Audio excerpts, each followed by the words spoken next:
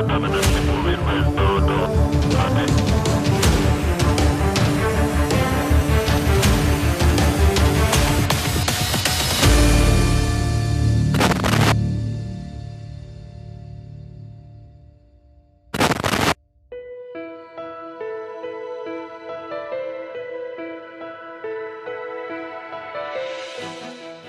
seseorang itu didapati bersalah melakukan kesalahan jenayah, dibicarakan di muka keadilan dan kemudian disabitkan di bawah Undang-Undang Akta 574 Kanun Keseksaan Negara ini, pelaku jenayah itu akan menjalani hukuman penjara di salah sebuah pusat tahanan yang terdapat dalam negara.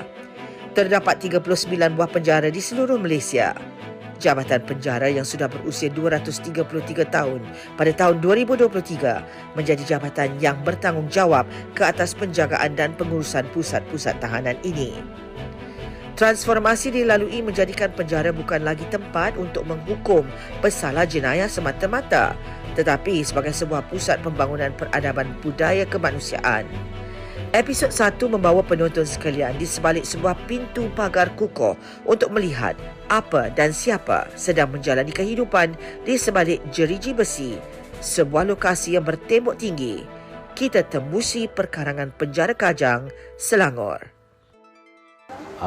Kami nama Jeremy Led, bertugas di Penjara Kajang sebagai pegawai pemerintah, unit kawalan dan pencegahan ataupun dikenali sebagai UKP. Baru-baru ini saya bertugas sebagai PB malam dan ada satu situasi kecemasan yang kira menegangkanlah.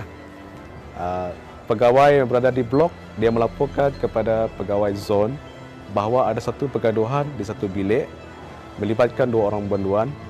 Kedua-dua banduan ni sketrik. Pemangsa, dia ambil mentol lampu bilik, dia tikam bahu kiri banduan mangsa.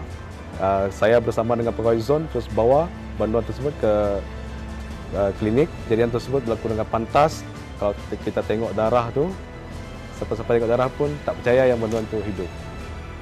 Pegawai yang ditugaskan untuk menjaga keselamatan di dalam penjara perlu sentiasa bersedia untuk menghadapi apa jua keadaan dalam blok-blok penjara. Penghuni pula ada rutin harian yang perlu dilalui. Kehidupan di sebalik jeriji besi bukan sesuatu yang mudah untuk diadaptasi. Makan masa kerana penghuni ini hanya manusia biasa. Mereka juga ada perasaan.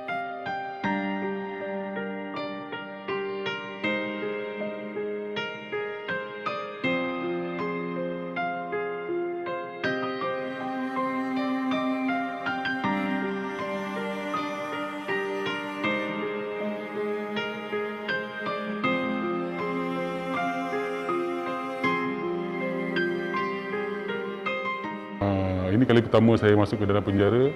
Tuhan sahaja tahu perasaan kita pada ketika itu. Perasaan saya seperti berada di satu tempat yang berlainan. Tak terfikir di akal. Kesalahan saya di bawah Akta Undang-Undang Malaysia, di bawah Subsection 302. Kerana kesesaan. Banyak iktibar yang saya dapat daripada sini, daripada segi pembelajaran, daripada segi kehidupan, rintihan manusia, kita dengar suara-suara hati di manusia. Ini saya rasa betapa dunia ini sebenarnya terlalu kecil. Dan dunia ini hanya untuk kita pengharapan dan penyerahan. Islam ni dia panggil kita menyerahkan segala kehidupan kita pada Allah SWT. Nikmat bagi saya satu nikmat yang tidak ada pada orang lain. Satu kebaikan untuk diri saya terus maju dari segi kerohanian dan juga diri saya sendiri. Kalau tidak ada arah melintang, saya akan berada di luar sana pada 9 hari bulan 9 tahun depan. Saya tidak mahu peluang kedua saya digagalkan untuk masuk lagi. Cukuplah sekali ini sebagai pedoman untuk teladan diri saya untuk tidak melakukan lagi apa-apa lagi perkara-perkara yang menyalahi undang-undang Malaysia ni. Saya nak memperbetulkan perjalanan hidup saya. Pertama sekali daripada segi menjaga keluarga saya, anak isteri saya, kedua ibu bapa saya, ibu mentua saya. Saya mengambil masa tidak lebih dan tidak kurang daripada 1 tahun 2 bulan untuk merealisasikan kehidupan luar dan diganti dengan kehidupan dalam penjara untuk kita dapat keseimbangan kehidupan. Saya mengambil masa lebih kurang 1 tahun 2 bulan. Pertama sekali bila kita bangun, kadang-kadang kita bangun 2-3 pagi, kita buat tahajud. Kita tutup tahajud kita dengan witir. Dan apabila waktu subuh, kita akan teruskan dengan program-program yang disediakan oleh pihak penjara. Rutin sebelum ni saya terlalu banyak berbeza. Bagi saya tempat ni tempat orang merasa diri dia kecil dan kerdil. Masyarakat kena tahu bahawa penghuni-penghuni dalam penjara ni bukan 100%-nya adalah orang-orang yang melakukan kesalahan. Kebanyakan mereka yang ingin keinsafan tetapi tidak temu jalan yang sebenarnya. Saya bangga. Saya dapat mengislamkan orang bukan Islam dalam ni dengan tangan saya seramai 65 orang. Kat luar saya tidak akan dapat nikmat yang Allah berikan ni, dan Allah masih tinggikan darjat saya.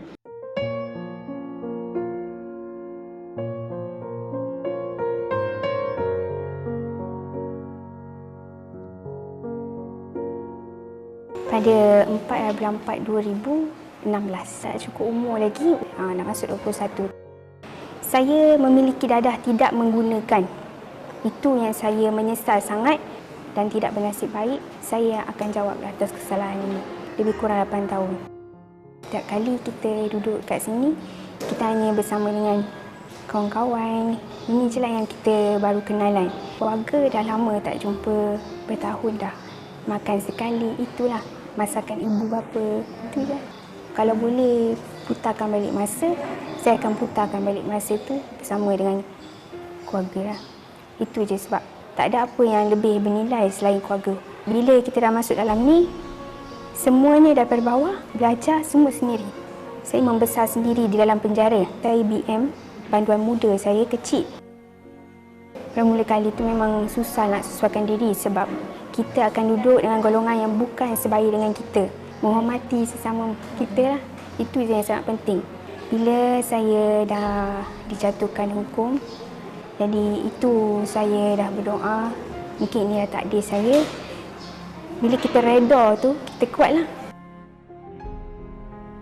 Bila setiap kali kita jumpa, kita akan tengok perbezaan. Kita jumpa mak kita, okey, kita nampaklah usia dia dah tua. Ruginya kita ni sebab tak berbakti masa kita masih lagi dekat luar. Berasa penyesalan tu. Kita yang kat sini memang ada call, water ke apa yang diberi kemudahan.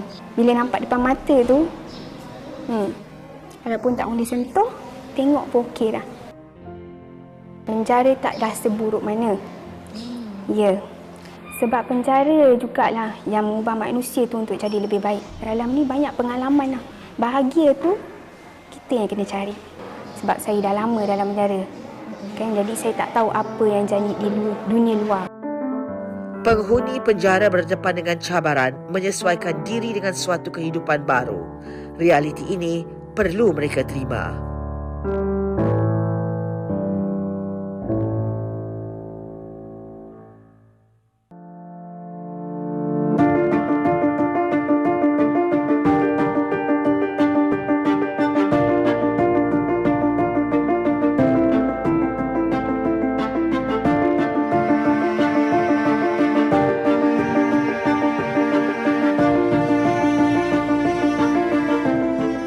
Berkhidmat di Jabatan Penjara pada tahun 2004. Ini adalah tempat kelima saya. Kalau mencabar adalah di Penjara Sungai Buloh dan juga sebagai pegawai parol daerah. Saya baru 5 tahun bertugas di sini. Banduan ni ada kalanya first time, especially first timers, mereka rasa risau, takut. Bawa ke tempat terkurung, ada kebarangkalian untuk mereka lari ataupun mereka memanjat pagar and all that. Kita sebagai pegawai kena fit lah untuk mengatasi masalah kalau berlaku sebegitu. Stamina tu kita perlu ada. Dalam penjara kita ada kegunaan untuk berlari. Jadi saya banyak belajar pengurusan banduan yang bilangannya ramai sehingga 800 orang pada satu masa. Bekerja di satu-satu penjara yang ada banduan wanita yang ramai, di sinilah tempatnya. Penghuni di penjara menjalani rutin harian yang telah disusun rapi untuk mereka. Ia dihadiri mengikut masa dan dengan penuh berdisiplin.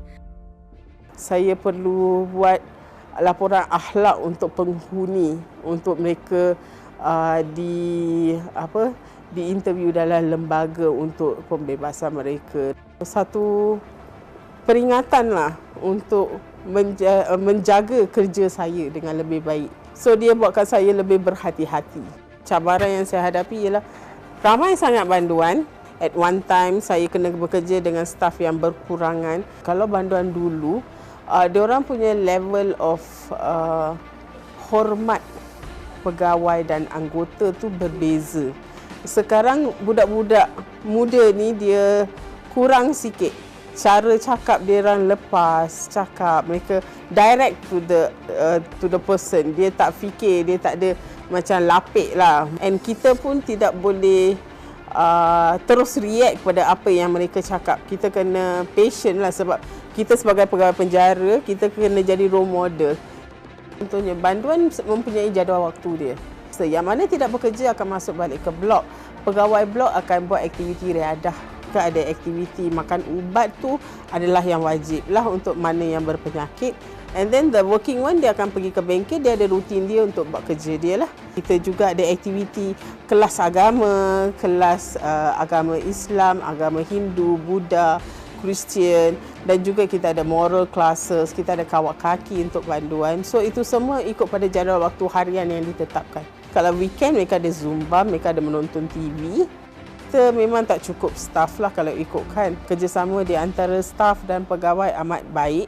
Tapi untuk malam, selepas pukul 6, masa tutup tu, maksudnya banduan dah masuk dalam sel, dia tak ada pergerakan lain kecuali emergency. It's a little bit relaxed berbanding dengan siang lah.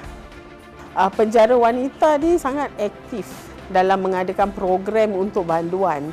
Dari segi keagamaan dan juga dari segi pemulihan. Nak dekat dengan bulan Ramadan kan, so kita akan ada marhaban, kita ada hafazan. Rata-rata penghuni yang ditemu bual menyatakan penyesalan mereka di atas kesalahan yang telah dilakukan. Mereka tersasar dan hilang kawalan diri sehingga terjebak melakukan jenayah.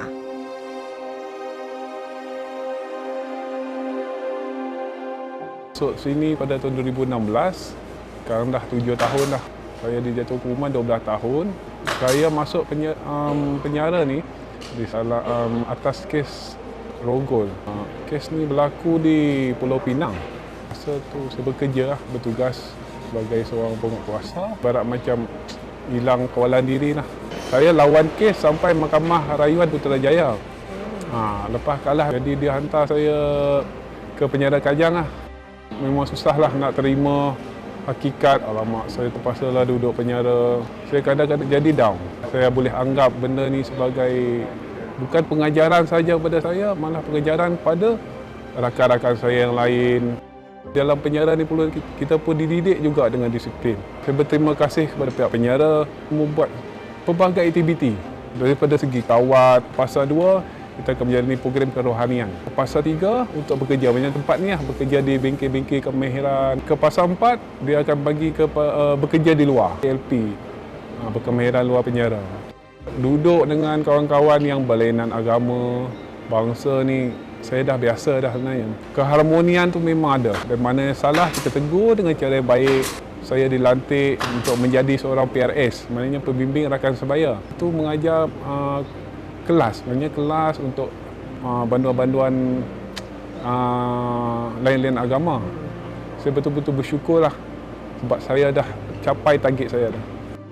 Bila saya dibebaskan, saya nak dekatkan diri saya dengan Tuhan. Nak duduk kalau boleh, saya nak duduk tengok mak dengan ayah saya. Saya nak besarkan anak-anak saya yang dah lama tinggal.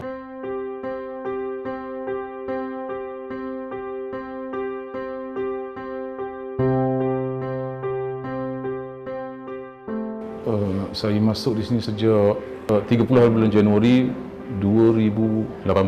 Kes saya ada denda. Lawyer saya minta stay untuk bayar denda. Jadi untuk yang denda tu Hakim Mahkamah Tinggi benarkan. Jadi saya keluarlah dapatlah dalam 7 bulan. Lepas 7 bulan tu tak dapat bayar. Saya dah duduk dalam 4 tahun 6 bulan. InsyaAllah tarikh yang terdekat adalah 4 hari bulan 11 2025. Kalau lulus payroll mungkin lebih awal setahun.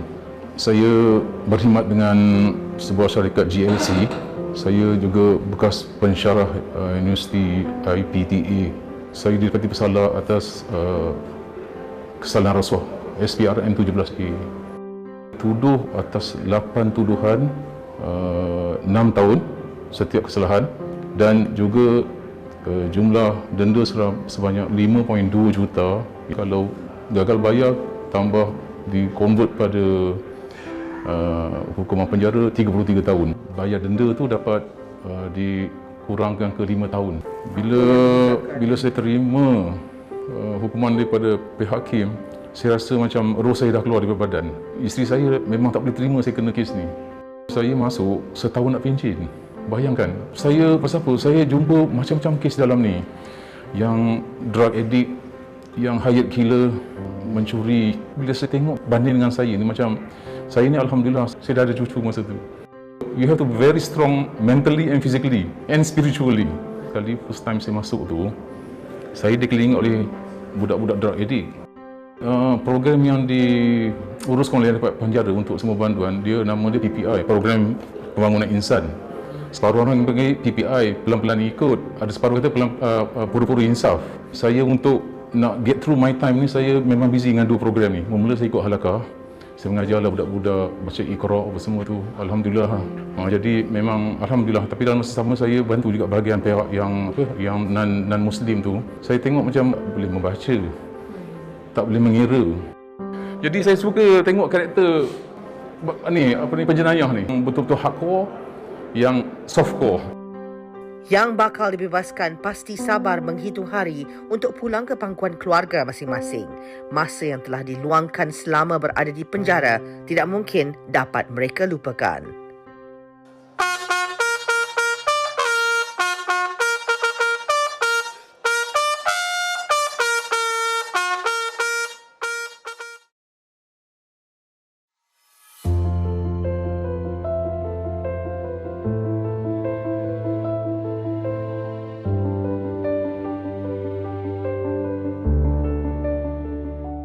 Saya dipostingkan di penjara Kajang pada tahun 2013. Setiap pegawai harus menjalani latihan khusus asas penjara di Maktab Penjara Malaysia. Setiap pegawai pemulihan penjara, iaitu kita panggil pegawai runding cara, mereka wajib menghadiri latihan khusus asas kaunseling, di mana duration jangka masa dalam 3 bulan untuk dipraktikkan dalam lapangan untuk sesi bersama penghuni. Unit pemulihan menganjurkan program-program yang agak besarlah, di mana penganjuran tersebut perlu melibatkan orang awam. Kita menerapkan ceramah kesedaran diselangi dengan teater musikal. Dari segi pengalaman yang tak dilupakan, setiap orang dia ada pengalaman pahit. Kalau sedih tu kematian. Saya mengendalikan, saya masih ingat lagi pada tahun 2019, di mana saya mendapat khabar kematian ayah saya lah. Jalan ceritanya saling tak tumpah dengan perjalanan hidup saya. Dia perbezaan tu cuma saya pegawai penjara dan penghuni ni dia mendapat tahu berita kematian ayahnya di dalam penjara. Sahabat-sahabat, pegawai psikologi, pegawai pemulihan, pengurusan atasan memberi semangatlah untuk saya terus berkarya dalam memberi mesej kepada masyarakat. Penjara Kajang antara penjara yang terbesarlah di Malaysia. Dari segi kekuatan anggota, kekuatan pegawai perlu digunakan sepenuhnya lah, seperti satu pasukan. Budaya rehabilitative culture seperti yang diterapkan oleh pengurusan tinggi jabatan penjara perlu dipraktikkan di setiap institusi penjara. Jika pendekatan tersebut dapat digunakan, bukan seperti cara yang dahulu lebih kepada hukuman, baliknya kepada pemulihan buat masa sekarang. Setiap anggota perlu ada basic untuk pemulihan. Setengah tu dia boleh berubah dengan sekejap, dan perubahan ini adalah subjektif, bukannya secara drastik. Ia bukan sesuatu yang dalam jangka masa yang pendek sebenarnya, suatu proses. Saya ada mendengarlah ke cerita-cerita berkaitan pengakuan hendak membunuh diri. Itu ialah sesuatu yang serius lah. Tapi kita akan buat ujian psikologi. Dari segi keselamatan, kita akan refer kepada keselamatan lah untuk supaya tidak berlaku serius seperti mencederakan diri. Peluang yang diberikan kepada mereka yang telah dijatuhkan hukuman penjara untuk balik ke pangkal jalan, hidup bebas semula di samping komuniti, pasti tidak akan dilepaskan begitu sahaja. Peluang keemasan untuk hidup seperti dahulu tidak akan disia-siakan. Bagi saya bukan peluang keluar, bagi saya this is my first chance. Ini peluang yang pertama yang Allah beri. Bila saya keluar peluang ni, saya kena buat yang terbaik. Luahan yang saya keluarkan ini adalah satu perkara yang ikhlas daripada hati. Jangan sekali-kali memandang sesama manusia ini dengan perkara yang buruk. Kerana yang menilai manusia itu sendiri adalah pencipta. Sayangilah kedua ibu bapa kamu, sayangilah keluarga kamu. Kerana apa? Apabila kat dalam ni kamu terkurung, kamu tidak tahu apa yang akan berlaku di luar. Kamu duduk dalam ni, apa bakti yang kamu lakukan pada kedua ibu bapa kamu? Apa bakti pada saudara kamu? Apa bakti yang kamu lakukan pada sahabat-sahabat kamu? Berkawanlah dengan orang-orang yang baik, carilah benda-benda yang bermanfaat, kerana Allah akan gantikan satu ganjaran yang terbaik untuk diri kita, insya-Allah. Di sini kita ada macam jalinan kasih yang mana pihak pengurusan kapital hari dia, itu pun dia akan buat selection. Siapa yang tak pernah jumpa family, dia akan bagi jumpa keluarga secara berdepan. Dengan gembiraan yang kita tak boleh nak bayangkan lah. So, saya nak tebus masa yang saya hilang dengan family saya lah. I get myself busy with my grandkids. Mungkin saya akan join mana-mana NGO ke apa. Mungkin kita akan bagi talk at school level, sekolah rendah, sekolah menengah, mungkin peringkat universiti. Bagi exposure, macam mana kalau seorang tu buat jahat, apa boleh berlaku kat dia. Yang masuk ni banyak orang muda, ada yang baru kahwin. Bayangkan seminggu duduk dalam ni, isteri dah call minta cerai. Jadi benda macam ni kawan menangis saya tengok, tapi saya pujuk cara kita lah kan, tapi dia tak boleh terima. Memanglah penjara tu kita ada, okey taklah seteruk mana, paling terhad. Dan manusia tu ada pilihan dalam hidup. Ada pilihan dan masa yang ada tu, tolonglah gunakan yang sebaik mungkin. Sebab masa tu sekali je, bila dah jalan-jalan, dah tak boleh undur dah. Dosa-dosa kita yang lepas tu, Allah akan balas. Kalau kita ni tak ada duit nak makan pun, kalau bahagia tu, kita yang kena cari. Kan? Jadi dalam penjara macam tu juga. Kami dalam ni semua dengan kawan-kawan yang tak kenal puasa usul. Kawan yang positif, kita akan jadi lebih positif dan terima aja apa pun dengan redha. Yang paling saya rindu Puan, senang cerita, apabila setiap kali saya nampak orang Sarawak panggil bilon, memang saya rindu. Kalau saya nampak kapal terbang, saya hilangkan rindu saya. Dapat pegang mak, dapat duduk dengan ayah, dapat kira bercerita dengan diorang, bersama-sama diorang meniti usia. Saya dapat bersama diorang melihat kegembiraan diorang. Jadi saya rasa benda tu yang paling saya rindu.